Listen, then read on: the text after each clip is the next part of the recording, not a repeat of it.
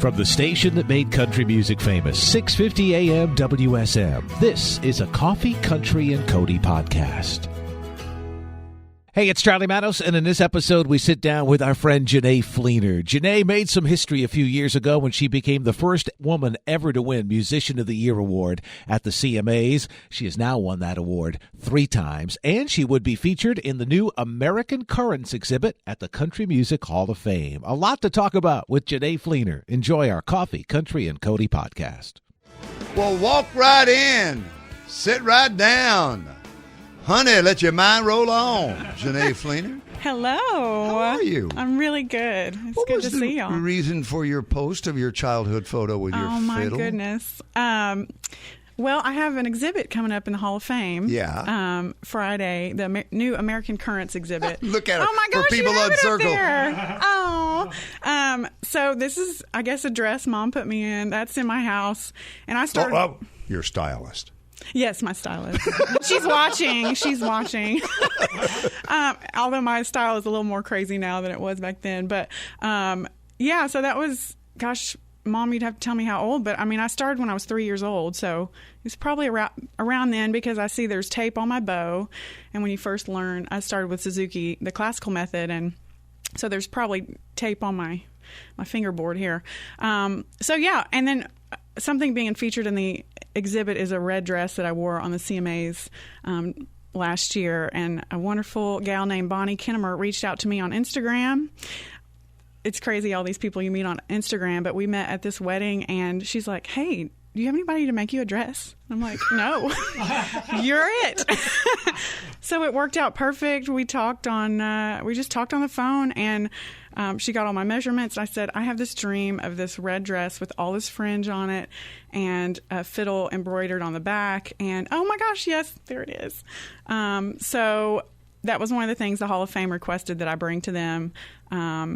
Yeah, so it's kind of like an out-of-body experience because these are the things you dream of. Well, this is a moment that I wish Porter Wagoner had lived long enough to see, huh? Yes. Oh, hey, buddy. Yes. Bonnie actually made me another dress I'm going to wear tonight, and my mom saw it this morning, and that was she's like, Porter Wagoner. Oh, wow. All the, my styles kind of evolved over the years, but I say more is more. I was going to ask you what your style is, yes. but it's the more is more style. More turquoise, more everything. And tonight, you mentioned tonight. Tonight is kind of the preview night. Yes. You get a look at it. It's Yes. open to the public, I believe, starting on Friday, That's right? correct. And it's cool. I love American Currents. I think this is the 5th or 6th year they've done it, maybe at least 4 or 5. And when you walk in, it's breathtaking because it's a big space in the Hall of Fame, it's really cool. Yeah. So who are you next to in your exhibit? I kind of. Well, here's the thing. Jimmy Fortune played the Hall of Fame a few days ago, and I said, sneak up there and see if it's in there. So you haven't seen it? You haven't seen the finished product? They did spoil the surprise a little. Oh, did they sent you a picture? They sent me a picture. I'm like, okay. no. Yeah. So I won't totally spoil it and tell you everything that's in there. But, but I think I'm in there next to Jimmy Allen. I know that Alison Krauss is a part of this, which is... she's one of my heroes. Yeah. And Jerry Douglas, Carly Pierce, which I played on her latest record, and it's been so fun watching her career. I remember playing on her ACM-nominated album, I might add. Unbelievable. It's awesome. And then you're saying she's in the Kentucky She's Hall going of Fame? in. Yep, she'll be in the new class of the Kentucky Music Hall of Fame. I remember playing on demos of hers probably 10, 15 years ago, and I'm like, who is this chick singing such great country music? And it's so wild that I'm old enough to say that I played on demos of these people. But yeah, it's going to be a fun night tonight, getting to celebrate. I think Luke Combs is a part of it. Billy Strings. So really looking forward to it. It's called American Currents. It's at the Country Music Hall of Fame, and it is an ongoing exhibit. I'm not sure how long it's up. Charlie, do you have till next year when they do the 2023 version of it. So it's a year long. It'll be up a year. Yeah. Jimmy Allen, Breland, Brandy Carlisle, Luke Combs, Jerry Douglas, and John Hyatt together, because they've done a lot of stuff together over the last couple of years. Jenee, obviously, the Grand Ole Opry is featured as well. So Ben Isaacs is listening, and I know he's a part of this. Yep. Hi, Ben Mickey, and Mindy. Yeah, Mickey Guyton, Walker Hayes, Allison, Reba, Old Dominion, Brothers Osborne, Carly, Allison Russell, Brittany Spence. So many people have been on our show are all part of this American Currents exhibit. Well, speaking of the Opry, the newest member of Daly and Vincent and Fleenor. Oh, yes. Yes. You've been hanging out with Daly and Vincent at the Opry. I looked out there and I was like, hey, I know her. all she wants to do is play. Yeah. You give her a chance, and she is on that stage, and it's just amazing to me. Thank you. How easily you transition musically with any particular style. You mentioned all these people you played with, and doing that live and famously with Blake Shelton. And you said a decade with Blake? Yeah, 10 years. Wow. Good. How did you get that gig? How things happen in Nashville, a lot of it is word of mouth. And I was with Martina McBride before Blake, and Blake wanted a utility person that could play mandolin, guitar, fiddle, sing backgrounds. And I think he had come to the Station Inn because that's one of my favorite venues. And Station Inn's where I got my first gig when I moved to town with Larry Cordell. Oh, really? And so, yeah. The Mighty Chord. The Mighty Chord. I hope he's listening. I do too. I think he's coming tonight to the exhibit. But I think really Blake had seen me play I was with Terry Clark for years and Martina, and so they approached me, and this was about the time when he was getting started on The Voice, and it just seemed like a good fit. And for a while, I played with Martina and Blake. The schedules just worked out because they didn't do like 100 shows a year. And I remember being on Martina's tour. We were doing the Cowboy Rides Away tour with George Strait, and then I'd fly to the Blake gigs, and it just all worked out.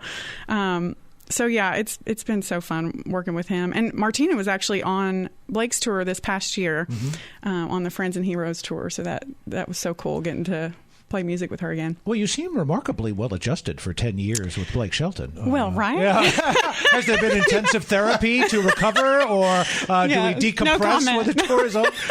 Hey, out of curiosity, how emotional was that Cowboy Rides Away tour? Because obviously George still does a few dates. Well, he's still riding away. Right. But I got to think it was really for a lot of people their goodbye. Let me tell you. Right? So we would go watch the show every single night, and just two-step the whole night because they had a place blocked off for us, just the band to hang out and crew and stuff. So we would just go out there and two-step to the point. I think it was a little distraction, and George's wife, what's her Norma? name? Yeah, Norma. Yeah. She might have told us to pipe it down a little. Y'all just be quiet over there. We're trying to watch the show. She might have. She might have told him that. That's funny. I don't know. But that was just, it's magical. It was just magical. And I wish I kept a journal through all this. My cousin will be kicking me because she's like, you need to keep a journal.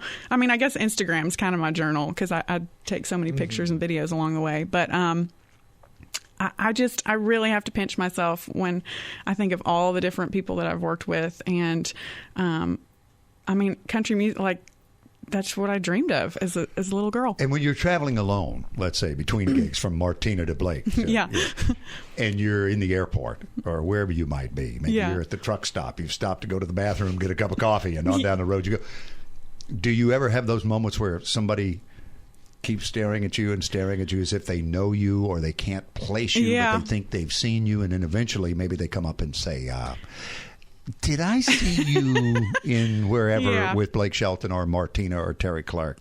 Yeah, it usually happens at the Nashville airport. And for a long time, I've carried this. Actually, I'll break the news. In the exhibit is my famous cowhide fiddle case. And so people will see that case and they're like, there's Jenee. That was your calling card, huh? Yeah. And my mom, as I left this morning, she goes, where's your case? Because I had just this old black fiddle case. And I said, well, Mom, I think it's going to be an exhibit. She's like, oh, we're going to have to get another one. I'm like, yeah, I probably need to talk to you about that. 3 times CMA Instrumentalist of the Year. Jenee Fleenor continues on Coffee, Country, and Cody on her way to the Hall of Fame. And Jenee Fleenor in studio this morning with her fiddle. And my goodness, multiple CMA Musician of the Year, Instrumentalist of the Year wins. Mind-blowing. And that's hallowed ground when you look at the people who preceded you and with whom you share that status. Oh, yeah. I broke Mac McAnally's, I think he won it 9 times, which I just love him. I had never met him until maybe a week or two before the awards, and they had a jam session at TK Kimbrell's house, and they said, you got to come over here and jam with Mac. And so I went over there, and we jammed till 2 or 3 in the morning. Scotty Emmerich was there, and it was the most magical night. And yeah. And well, we talked about magical nights off the air. I'll bring this up since your exhibit will be a part of American Currents at the Country Music Hall of Fame, and she's headed there tonight for opening night, and then it'll be up for a year until the 2023 edition of American Currents rolls in.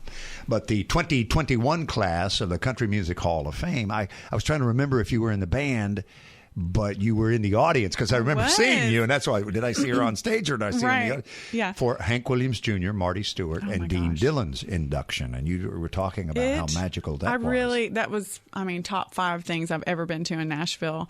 The weight of all the Hall of Famers. I get chills thinking about it.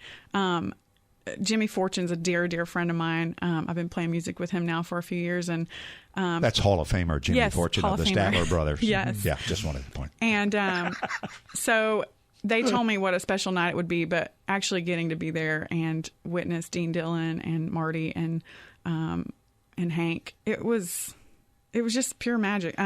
Ray Stevens was right in front of me, and as a kid, I used to drag my friends home from school and say, "We got to learn choreography to Ray Stevens songs." And I would drag them around and say, we're going to do In the Mood, like the chicken in the mood. And we would make up and then go to school and perform them. And he was right here, and I just wanted to tap him on the shoulders. But you should have. I know. He would have loved it. He truly would have. And Charlie loved McCoy it. was right next to me. It was magical. In your world of being an instrumentalist, this year, in the next class, 2022 inductees, the Judds, Ray Charles, and you got Pete Drake. And Eddie Bears. Oh, yes, Eddie. Going in. Yes. As musicians, because that musician category is a rotating category. Yes. That comes up every 3 years. You ever dream about that moment for yourself? Oh, my gosh. I haven't gotten there yet. All this is just, it just blows my mind, really. All I ever wanted to be was a session musician. That was my dream ever since I was about 11 years old. And I knew I'd have to do a lot of different things to get there. But the awards and, my hometown put my name up on the city limit sign and made a Jenee Day. Oh, it rhymes so nicely, too. Jenee Day. And that's in Arkansas. You grew up where in Arkansas? In Springdale, Arkansas. Springdale. Was it in May? Because that would even be more of a rhyme. No, I'm pretty sure it's June 27th. Okay, it doesn't flow quite as well. But all right, still, it's pretty cool, though. Okay, yeah. So if you pass through Springdale, Chickendale is what they call it, because Tyson's Chicken's based there. My name is on all the city limit signs, about 5 or 6 of them around town.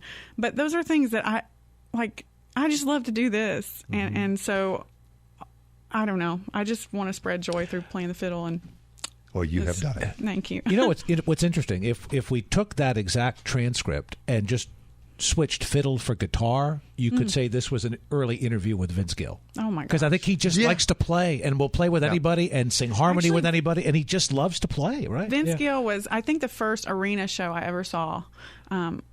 As a fan? Yeah. The Walmart shareholders in Northwest Arkansas, they do a concert every year, and it was Mary Chapin Carpenter and Vince Gill, and I'd never been to an arena show. And I remember my mom saying, gosh, he just loves to play, because he'd just take these extended solos. And I do remember. That's wow. I saw that exact same tour at Starwood Amphitheater, which of course no longer exists. I know. Yeah. A lot of things in Nashville no longer exist. That's true. You make a valid point. That's right. We don't refurbish, we demolish. That's right. Yes. Thanks for listening to our Coffee, Country, and Cody podcast. Our program director at WSM Radio is J. Patrick Tittle. Our digital producer is Haley Hall. Marketing and promotions director is Amanda Cannon. And I'm Charlie Matos. If you like what you've heard, make sure you subscribe so you never miss an episode. And leave us a review on iTunes. It really does help new people find the show.